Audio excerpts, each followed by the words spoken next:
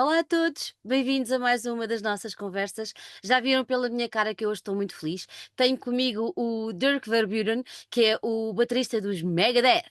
É verdade, eles vão estar em Lisboa no próximo fim de semana e o Dirk, antes de chegar a Lisboa, decidiu tirar um bocadinho para vir falar connosco. Hello everybody, today I am very, but extremely happy because I have with us Dirk Verbeuren, the drummer of Megadeth. Megadeth are coming to Lisbon next weekend, and I'm very excited for them being here and for Dirk being here with us. Thank you so much for accepting our invitation, Dirk, and welcome to our talks.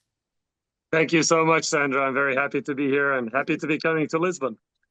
I have a little curiosity about you because you Yes. began to play the violin, but now you are a metal drummer and one of the best in the world. How did it come? How did the metal enter in your life and drum? And where's the violin in nowadays? Unfortunately, I have not played the violin for over 30 years now. But it was the first instrument that I played because when I was in school in Belgium and I was very young, they had some music program there, and I don't really remember this, but my parents said, "Well, you told us you wanted to play the violin, so I did." And it happened that my aunt, my mom's sister, had a violin because she used to play it when she was younger. So she said, "I'll give it to you so Dirk can use it," and that's how I started.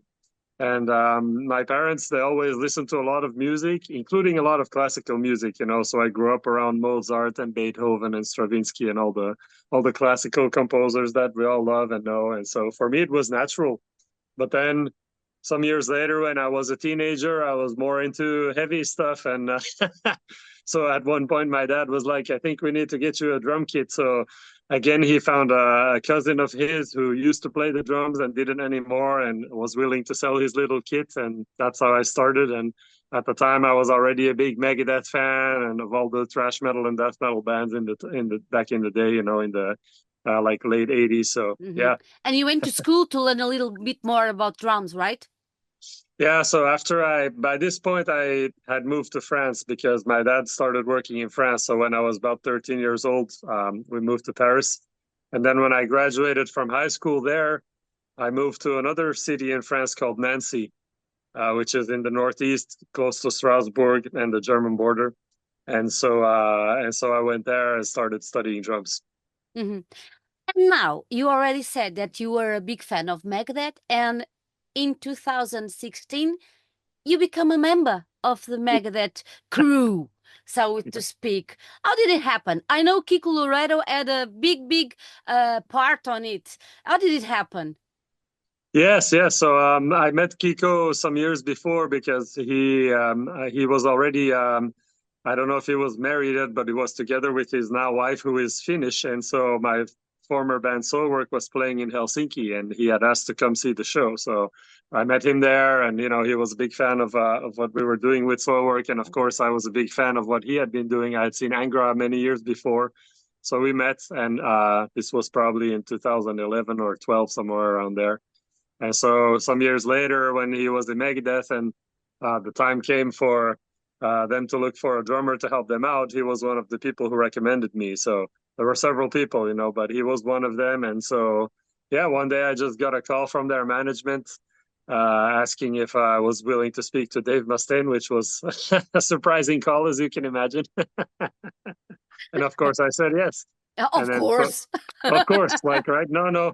I'm busy then, right now. I'm busy right now. Exactly. Yeah. So then I spoke to Dave, and after the tour I was on with Soilwork was over, I practiced and then went and met up with the band, and here I am.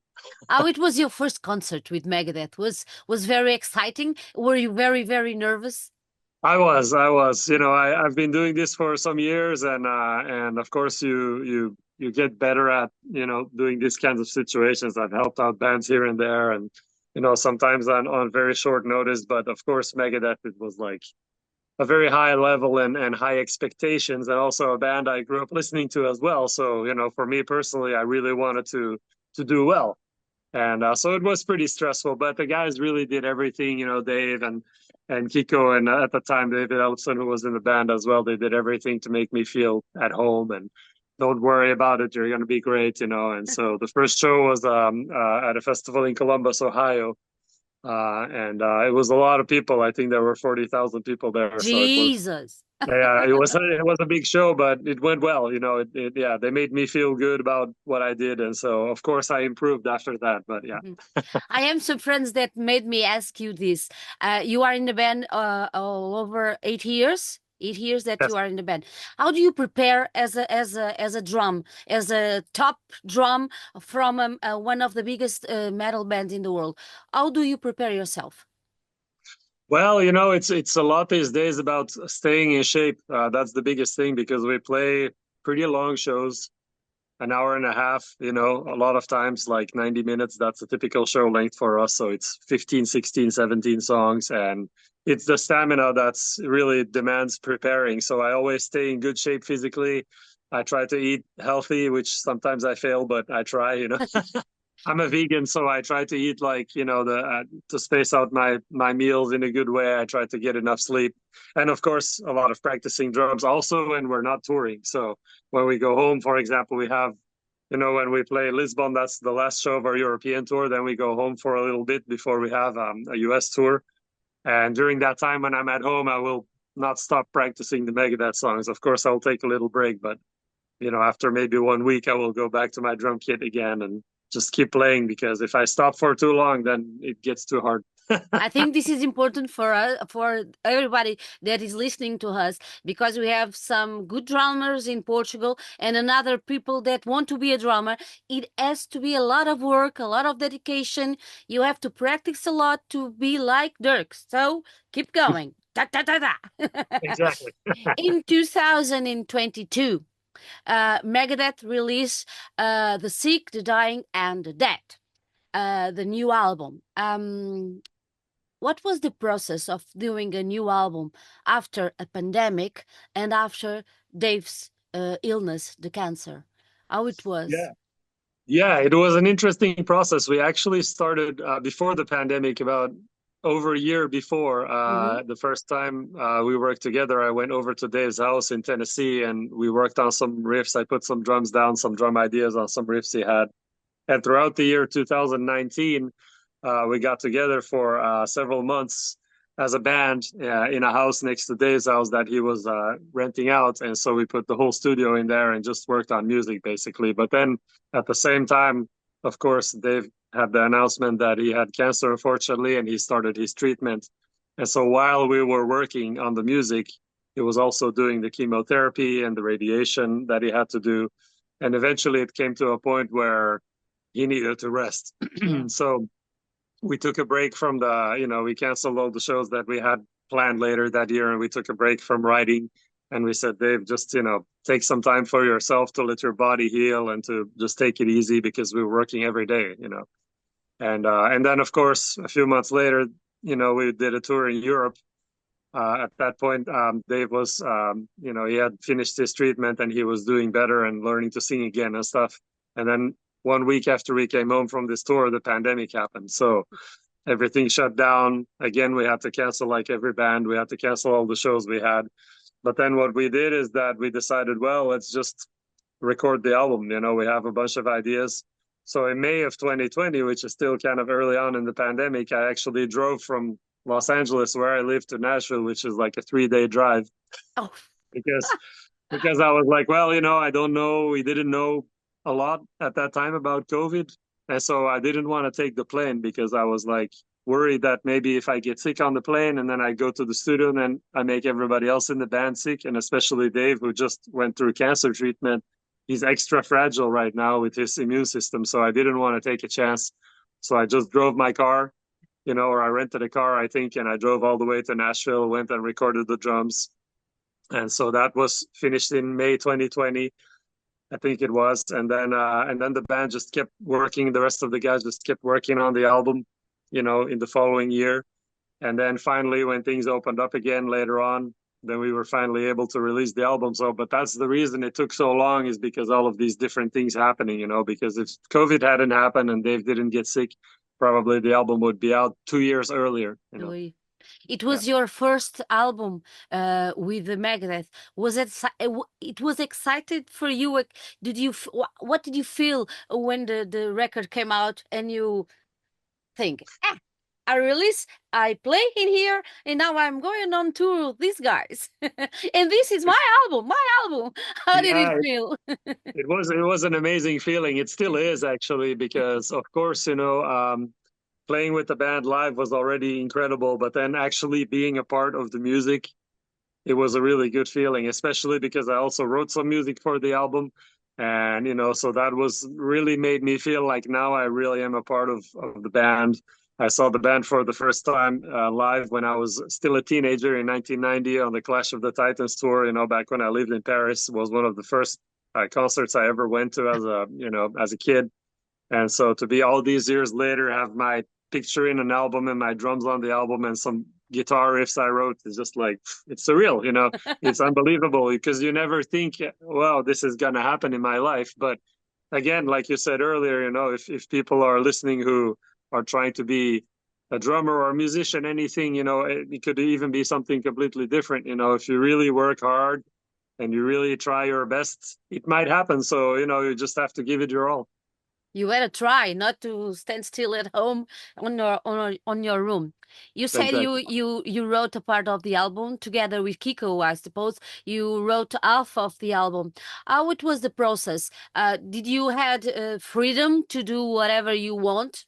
Dave gave you space to create and to bring your own ideas. How it was the process? Yeah, Dave invited us from the beginning to bring ideas, whether it's a guitar riff, a drum beat, um, a lyric, anything. Any ideas we had, he said just put it in this. We had like some folders, some Dropbox folders, just put it in there. And then as we were working together in 2019, we were all together in this house, and he would just listen to some of the stuff, and if something came up that he was like, oh, this is cool, then we would work on it together, and that's how Kiko, of course, ended up writing, like you said, quite a good portion of the album. Some songs that he brought, and then also some ideas that ended up in songs together with Dave's riffs. And the same for me. I have one riff in the song Night Stalkers, Mhm. and then the song Life in Hell, which is on the second song on the album, is based on a demo that I also put there. And Dave just liked it. He thought, oh, there's a cool idea there. So he started learning it and kind of improving the guitar riffs. And eventually it turned into the song. So it was very open, and and he still is. He's always very inviting for us to work as a band. He doesn't want it to be, oh, like, I'm Dave, I'm going to tell you what to do. Of course, in the end, we do everything together with him. So he makes the final decision because this is only normal, right? But it's very much a band process. Mhm. Is it true that Dave has like a box, secret box with riffs from the 1980s? Yes, he has. There's a folder that he has that has like everything he's ever recorded. Maybe That's amazing. he's sitting in 1984, maybe on his couch in his apartment, and like, oh, this is a cool riff. I'm gonna record it. It's there.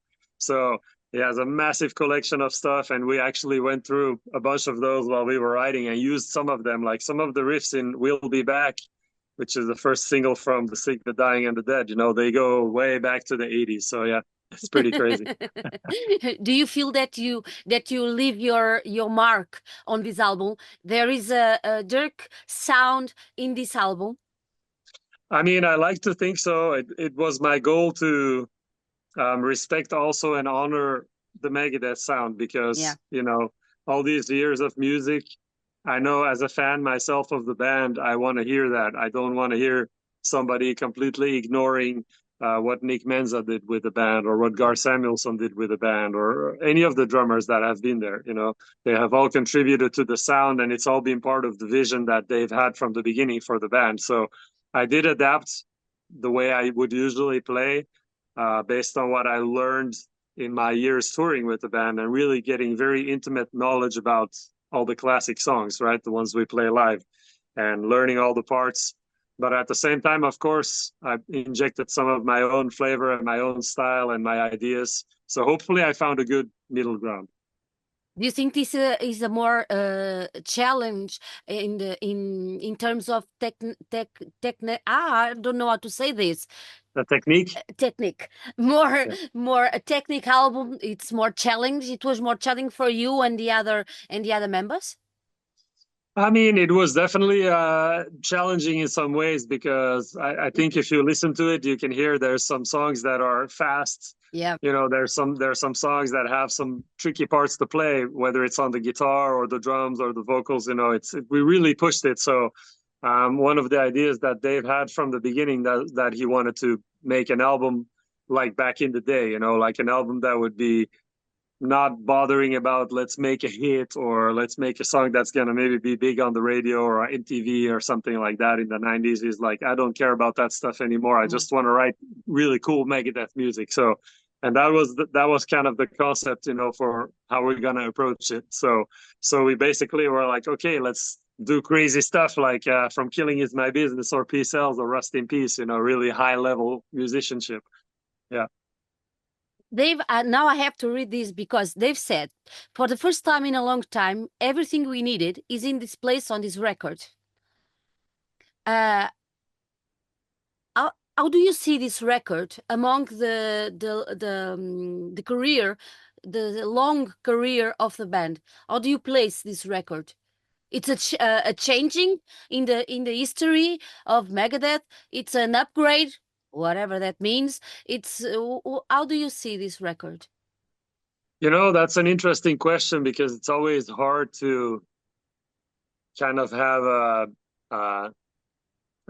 you know, what do you call it? Like a democratic opinion about Yep. something that you're a part of yourself. You know, I see it for me. I was there from the beginning making it, so my view is different than all the other albums on that. But I think if I try to look at it from the outside perspective, you know, I think it's kind of embracing everything that Megadeth has built since the beginning. So there's some elements like really thrash speed metal elements, but also some elements that you can find on albums like Euthanasia or, you know, even, you know, Cryptic Writing. So I think it has all of those elements plus whatever Kiko and myself brought to the table.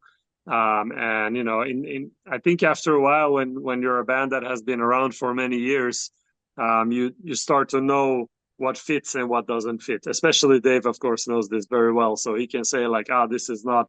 This might be a cool riff or a cool idea, but it's not a cool idea for Megadeth."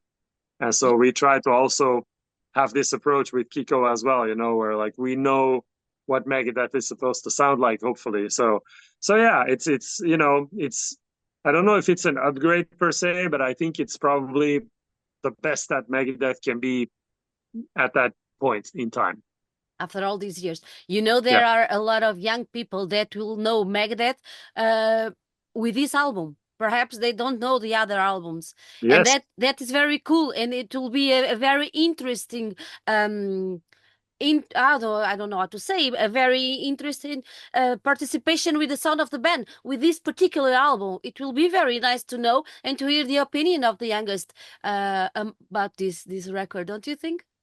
Yeah, absolutely. It's cool that you say this. We have seen a lot of young people come to our shows, especially more now in the last years. You know, we have a lot of teenagers. Of course, we have some Megadeth fans who are bringing their children as well.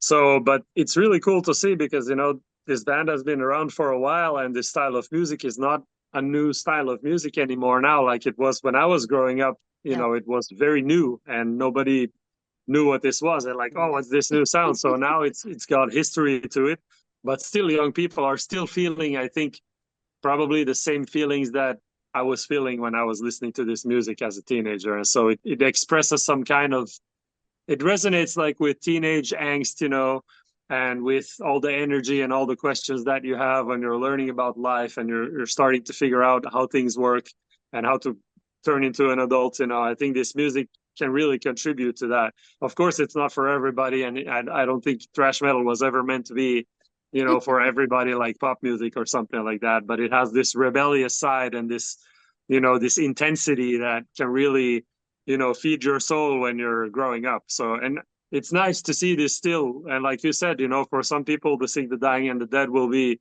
the first time they hear Megadeth. and then maybe they will, like it, and maybe they will go back and discover everything that came before.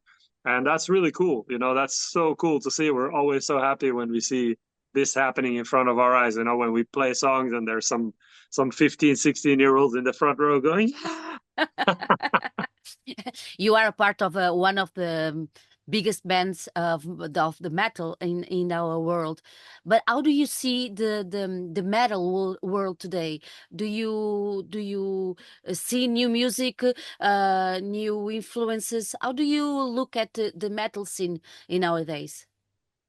definitely. So I am not one of those guys that only listens to the stuff Yeah, I was listening to when I was growing up. I do listen a lot to the classics that I loved when I was young, but I also always like to listen to the new things that are going on. I read a lot about metal music. I listen to a lot of the current bands, that are starting now. If I read, like, for example, in Decibel magazine or some other place, that like, oh, there's this new band, they have this album, I'm gonna go listen to it because I'm interested, and so I find a lot of creativity happening. I think there's a lot of still, progress being made in extreme underground metal. Some people say, oh, it's dead, like, there's no more new ideas. I don't agree with this at all. I think there's a lot of really cool bands that are doing very innovative stuff and that are really pushing the limits of what can be done. And so I always keep an ear on that, and I'm a big supporter of that. If I like it, I will buy the record, and support the band. And if I can see them live, I will. And so I think there's, personally, in my opinion, of course, the music landscape has changed a lot with streaming. yeah. It's not at all the same as back in the 80s and 90s when we had MTV and you were selling, millions of albums. It's not like that anymore. So that whole system is in flux right now. It's changing and not always easy, especially for younger musicians. But the creativity, the arts, it's in a great place. That's what I believe. Despite you are in the middle of the tour, Dave already said that he wants to create new songs for a new album. What do you think about that? I'm happy about it. I'm very excited to do that again. It was a lot of fun creating The Sick, the Dying, and the Dead. And whenever he's ready, I will be there. I'm happy to start working with Temu, who's now joined the band, and I think he will contribute a lot of cool stuff. And of course, James also, who's an amazing bass player with a lot of history. He's Yeah, already been on a couple of Megadeth albums yeah. before, so he also knows what Megadeth sounds like. And so yeah, it's going to be really cool, to be with those two guys, and of course with Dave, just get together and see what we can come up with. Now you are coming to Lisbon again on the Evil Live Festival. What can you reveal us about the lineup of Megadeth concert? Ha ha ha. Well, so we have been changing up the set list every night. So for some years, we had these videos on stage, which were very cool, but they made it difficult for us to add different songs because we couldn't suddenly have a song in the middle of the set that didn't have a video, because then it would be, it would disrupt the show flow. Yeah. So now that we don't have the videos anymore and we have, instead we have a really cool backdrop, kind of old school, and a lot of really cool lighting, it allows us to be a lot more flexible with the set list. And so every night is different. Like, for example, yesterday we played in Oberhausen, Germany, and we played Kick the Chair for the first time, which we've never played this song since I've been in the band for 8 years, so we just Wow. learned it. We just learned it and we just played it. So I don't know what's going to happen in Lisbon. I have no idea. It could You, be anything. your advice is for everybody to go and to see and to see in stage, Discover. Yes. discover everything. And what do you think the concert would be like? What can we expect? Can we expect as an audience? And what are your expectations for the concert in Lisbon? Well, Lisbon has always been great to us, even when I was touring before with my previous bands, Yeah. it was always amazing coming to Portugal. I remember driving with my first band all the way to Portugal from France to play at a festival, Barroselas Metal Fest. Bruxelles, yeah. Yes, One of the Barroselas, yes. greatest. Yes, yes, yes. And we drove 2 days from France and played Barroselas and then drove 2 days back. And it was always amazing. So Portugal has always been an amazing crowd for metal music, of course, for Megadeth as well. And so I think it's going to be great. As far as we are concerned, we put a lot of energy into our shows.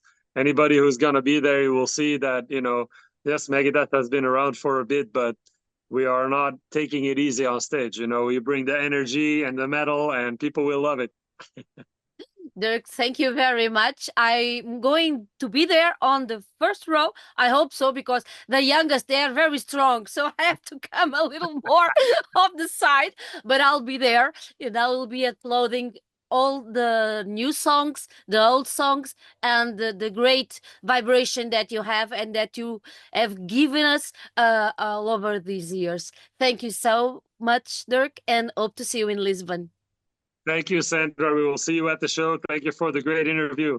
Thank you. Bye-bye. Bye bye. Take care.